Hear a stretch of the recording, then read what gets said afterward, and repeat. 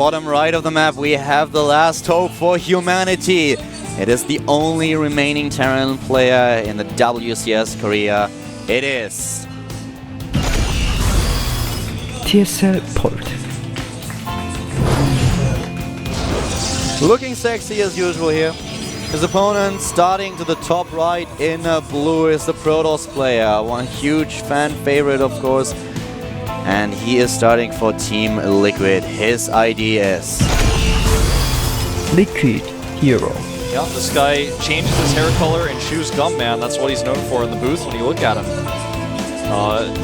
He's going for the correct scouting pattern right away, which is actually going to be awesome for him because when you pile on scout and get away with this, you get to see whether or not your opponent has gas. So important to know on this map, especially. Yeah, as a Protoss player, it's just such a nuisance if you on a 4-player map scout into the wrong direction, because that means that you will arrive at your opponent's main base when he's able to completely block you out. He has most likely already his first Marine in position to just kill your probe, so that you don't get any scouting information at all, have to play blind. But now Hero knows exactly what's going on. He knows every single timing that Pold is going to use. Exactly, and Hero comes back for the one more time double check on the gas. We'll probably leave now.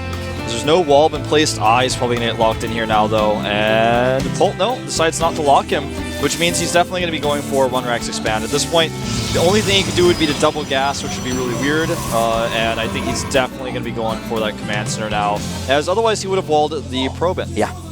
Pold, of course, is already in Code S. He was able to win in the 3rd round of Code A last season, finds himself in Code S.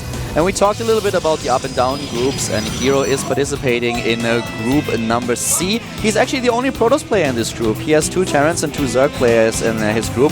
One of them is a Lion who's starting for Startail. TSL Shine is another Zerg, and the 2 Terrans are Maru Prime and Fnatic Alive. So very strong opponents that he has to face. Will be a really, really close group, I think. Yeah, that should be exciting, especially Maru, I think, because he's kind of been in the dark for a while. Yeah. Haven't been able to see him play all too much. Right now we already have the command center that we expected on the low ground for Pold, whereas just now finishing the cybernetics core for his opponent to the top right in Hero space. And nice, he goes for the engineering bay block, but the Zealot sees it. He may actually cancel this right away, because when you eBay block when there's a Zealot, there's not a lot. I mean, it's not as useful. And look at this, an extra probe. Yeah. Run in here by Hero. He verifies 100%, doing great scouting information in this game to find out about the command center. And it's so important for Hero that he actually has a Zealot in the game, because if you're only relying on the Stalkers and the SCV had some time to build the engineering bay, then you find yourself in trouble. Your base is blocked for such a long time that it's really hard to pull off a decent timing for your expansion.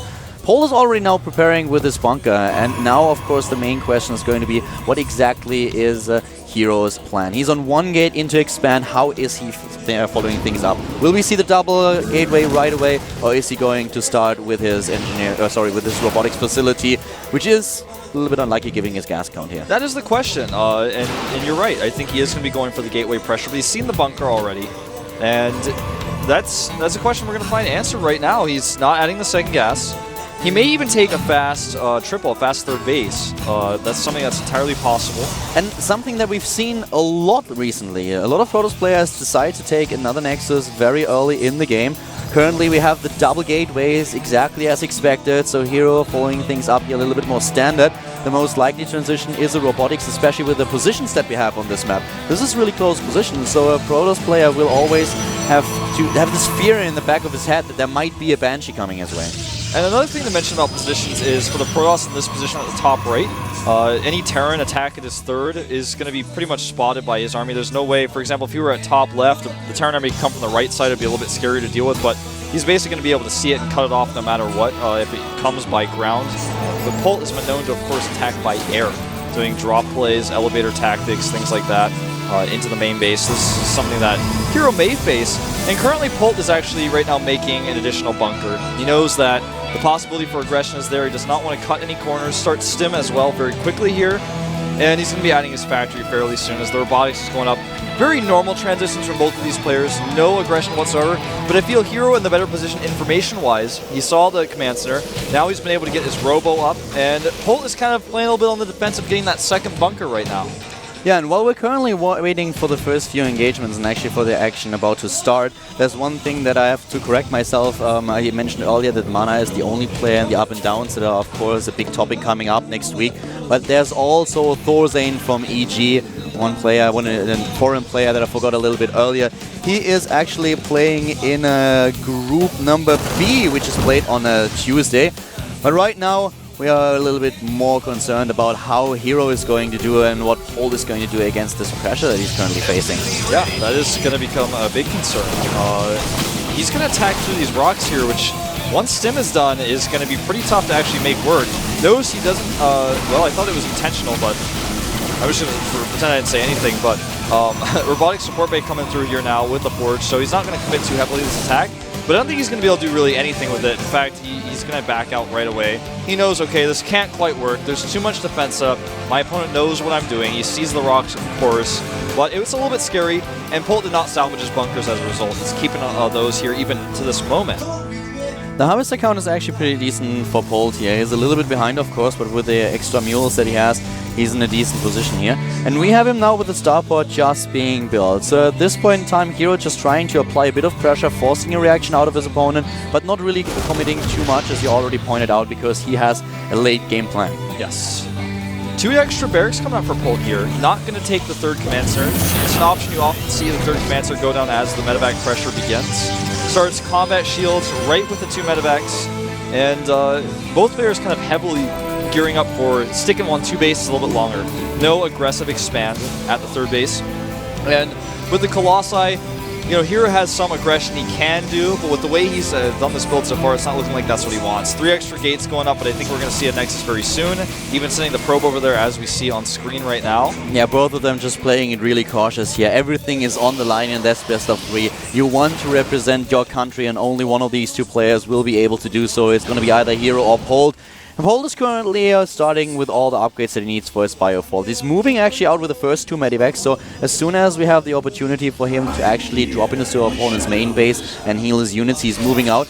Has a few stimmed units in order to take the Xel'Naga Watchtower. A little bit of a poke here to make sure that he's not running into a trap. Very well executed. And now Hero has to be careful with his third base that he's planning to build, but didn't start so far, because Polt wants to turn up the heat. Yeah, he really is turning up the heat, and that's exactly why Hero is waiting with that Nexus. These Marines do not have combat shields yet, but it's not going to be something that Hero can capitalize on. They're finishing right away here. And here we go, Stim's in. The combat shield's finishing up right now, but the upgrades are better for Hero. Actually, not quite. You know, both players actually almost done with their +1. Hero's not quite there, but he's so close. The army supply is a little bit better for Polt, and he just tries to get into a good position, but the Stim already cost him a lot of hit points. Yeah, and he's got 2 Colossi he's facing without Vikings in this composition, so he can't continue to fight. Yeah. And they're both going to pull back and take third bases now. Yeah, exactly. The thing is that he just can't kill with the Colossi. He was a little bit tempted when he saw the first Colossi, because when you are facing only 1, you can still stim in and try to take it out. But the force fields for Hero were good, trapping a few units, not killing them, but making sure that Polt could not really fully engage into this army. Yeah, absolutely. And also without the combat shields as well, that bought enough time for Hero to get the second Colossus out. Because with 1 Colossus, yeah, even if you target it down, you're going to lose so many units with no combat shields. Blink is almost done. +1 is now being started for Hero, so he can get 1-1 going. The same can be said of Polt's armor upgrade. Polt with the second eBay faster as well as the armory, though, so he is going to pull ahead. That's something that Hero is definitely going to want to compensate for. And also a question is going to be, what exactly is Hero's transition? Will he go for the Temple Archive now and add Storm into the equation, or is he just focusing on his Colossi? He knows that Polt is now building Vikings. That's the one thing that Polt, of course, has to do. So what is Hero's plan? Do you want to follow things up with the Storm and try to force your opponent, or try to bait your opponent into overcommitting to Vikings and then capitalizing on your Storms and him not having Ghost already? What exactly is Hero going to do as soon as he takes his third base? That is very it's a good question. It's basically what we're waiting to see here now. Colossus range is done. He's still continuing to produce Colossi, going up to 4 in fact now. So the transition to the Temple Archive is just not yet seen. He's got the Twilight Council, which means he can get the second upgrades for his units as well, but he's just not doing either. Yeah, he has exactly. He has the gas now. He needs to do something with the gas. He has double gas at this expansion, so either the second Forge, the Temple Archive, or another Robotics. Yeah, he's going to have to make one of these choices soon because, like you said, his gas really banging up now up to 600. And he doesn't have the second forge to get those upgrades, so he's got no way to sink that gas. I think this may be a mistake that he doesn't have the second forge yet because he wants to start 2-2 ASAP. Wow. And Polt's going to get ahead in upgrades. Look at this. this. Is so crucial. An amazing scout. A really well-placed stalker. It's a little bit unfortunate for Polt that he has one scouting marine to the side. Oh my god, a misclick! Oh. He loses every medevac. This is actually game-ending. There's no way to recover one stalker for 4 medevacs of units or 3. I lose track, but I mean. Ouch! I'm lacking the words. This is. That hurts. That physically hurts. Yeah. He loses 4 medevacs, full of units, and now, of course, this triggers the push from Hero.